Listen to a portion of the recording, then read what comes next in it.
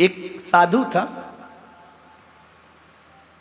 उसके साथ एक नया नया सन्यासी बन गया जोगी।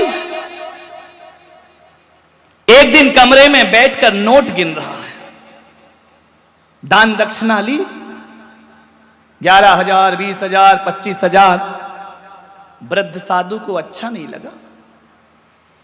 उसने कहा कि तू पागल है क्या?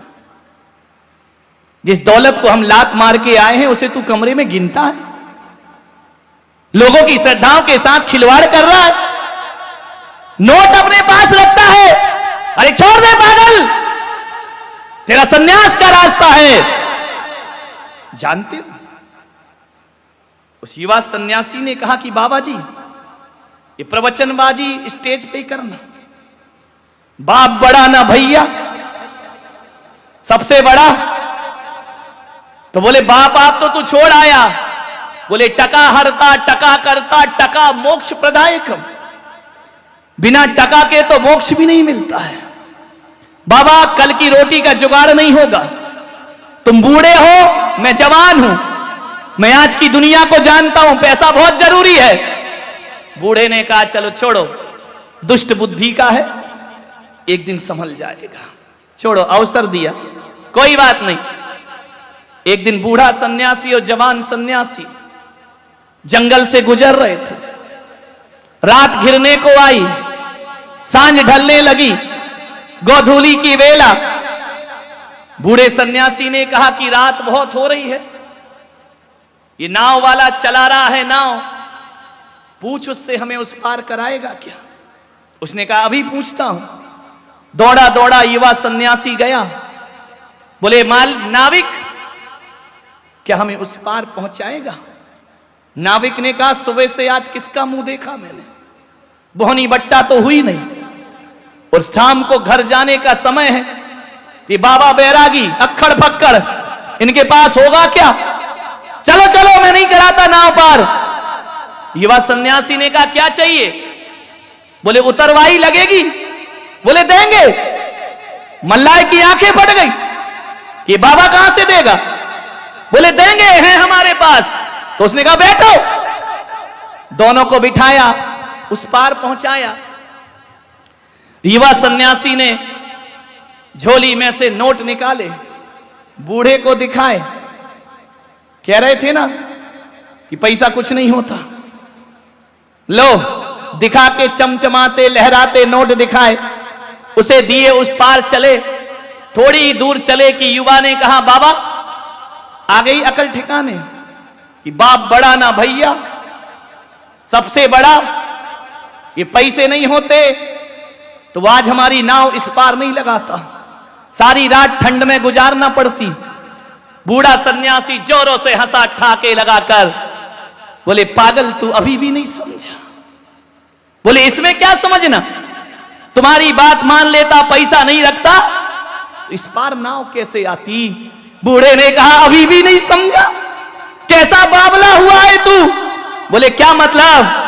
बोले जो 20 रुपए तूने उसे दिए हैं, यदि 20 रुपए दबा के रखता तो नाव पार कभी ना होती, 20 रुपए छोड़ दिए इसलिए तेरी नाव इस पार आई।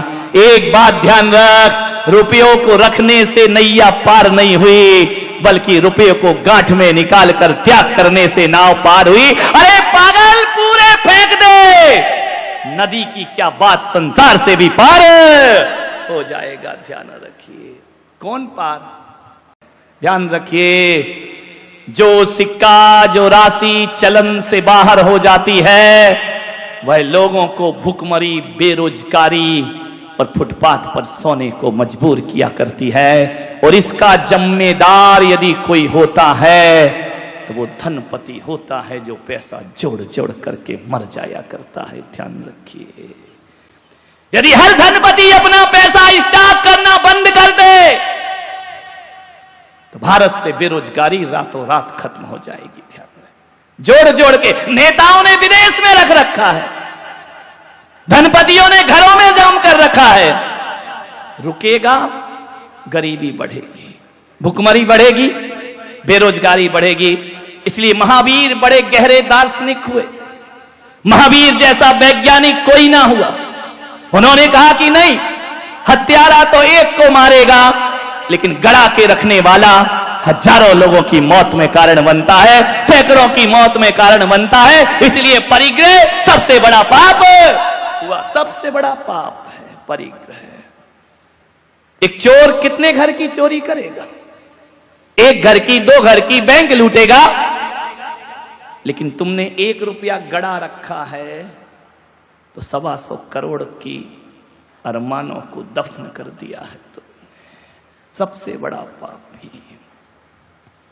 एक सेठ था, बड़ा कंजूस, मक्खी चूस, कभी दान पुण्य नहीं करता। एक दिन वो मेरी सभा में आके बैठ गया। कहां बैठा? कंजूसों की जगह तो गेट के पास ही होती है, जूते चप्पल रखे वहां आके बैठ गए। करोड़ों रुपए, अरबों कमाए, सारा मोहल्ला गाली देता कि खट कंजूस, महाराज है तो बड़ा पैसे वाला, लेकिन जिगर और गुर्दा इतना सा है। हर आदमी का गुर्दा इतना ही होता है, ज्यादा थोड़ी होता है। दिल बड़ा नहीं है, पैसा नहीं निकलता इससे। पूजा करता था, भक्ति करता था, दान नहीं करता था, पीछे बैठा। एक दिन मेरे प्रवचन सुन लिए, ना जाने उस पागल को क्या सूझी, छाती पे पत्थर रख के लोगों ने उंगली कर दी कि हाँ हाँ हाँ हाँ, चढ़ा दिया। अब सेठ जी तो फंस गए बुरी तरह। ले ली 1 लाख की बोली, और जैसे ही उसकी बोली हुई कि संचालक ने तोड़ दी कि मुर्गा ज्यादा नहीं फंसेगा, इसको निपटाओ पहले। ये जिंदगी में पहली बार लाख मुख से निकला है, नहीं तो ये तो खाक ही खाक वाला है। बोले देख 2 3। पूरे पंडाल ने इतनी जोर से तालियां बजाई, इतनी जोर से जैसे तीर्थंकर का जन्म हो गया हो। इतने खुश हुए, बहुत तालियां बजी। बोला अरे भाई आइए, सेठ जी आइए। स्टेज पे आए, माला पहनाई। उसने कहा महाराज 1 मिनट माइक दोगे? मैंने कहा दूंगा। बोले आपसे शिकायत है। मैंने कहा करो, परवाह नहीं। बोले महाराज ये बोली मैंने ली नहीं है, मैं तो ये देख रहा था कि तुम्हारी सभा में भी गरीब और अमीर का भेद रहता है। मैं 8 दिन से प्रवचन में आ रहा हूं, किसी ने मेरी तरफ पलट के नहीं देखा। किसी ने ये नहीं कहा कि सेठ जी वहां क्यों बैठे हो। और आज लाख रुपया दिया और इधर आ गया स्टेज पे। ये माला, ये पगड़ी, अरे तुम्हारा तो धर्म का दरबार है, तुम तो बाबा बैरागी हो, अरे बीतरागी संत। तुम्हें तो ऐसा नहीं करना चाहिए ना कि आप धनपति को तो पिच्छी लगाते हो, सम्मान देते हो। ये सब तुम्हारे भीतर भी बैठा है ऐसा सेठ। बात तुम्हारी है, कह मैं रहा हूं, तुम कह नहीं पाते हो कि महाराज का हाथ तो पैसे वालों के ऊपर है, महाराज की पिच्छी तो वहीं लगेगी, उसे ही टाइम मिलेगा, उसे ही वक्त मिलेगा, उसे ही वात्सल्य मिलेगा। सेठ ने कहा कि आप भी ये भेदभाव करते, हम तो संसारी लोग हैं, हम तो करेंगे ही करेंगे। आप सन्यासी हो, ना आपके आगे कोई ना पीछे कोई, फिर धनपतियों के सिर पे हाथ क्यों रखते हो? प्रश्न बहुत अच्छा था, भरी सभा में पूछा। मैंने कहा उत्तर मुझे भी आते हैं।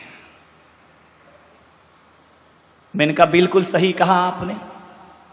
और मैं तो क्या, दुनिया का हर संत धनपतियों का स्वागत तो कराते ही है। दूर से भी दिख जाए, आइए साहब, पगड़ी पहनाओ, माला पहनाओ, स्टेज यहां बैठिए।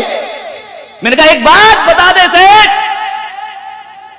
पैसा तेरे पास इस बोली के 5 मिनट पहले भी था और पैसा अब भी है। बोल 5 मिनट पहले तुझे कोई देखता नहीं था, तेरी तरफ नजरें नहीं करता था। 5 मिनट में कहानी बदल गई। यही लोग ताली बजाने लगे, यही लोग तेरा स्वागत करने लगे। मैंने कहा सेठ सोच क्यों हो रहा है ये स्वागत? तेरे पास पैसा है इसलिए स्वागत नहीं हो रहा, पैसा तो 5 मिनट पहले भी था, तूने पैसा छोड़ा है इसलिए तेरा स्वागत हो रहा है। ध्यान रखिए, पैसा रखने का स्वागत थोड़ी है।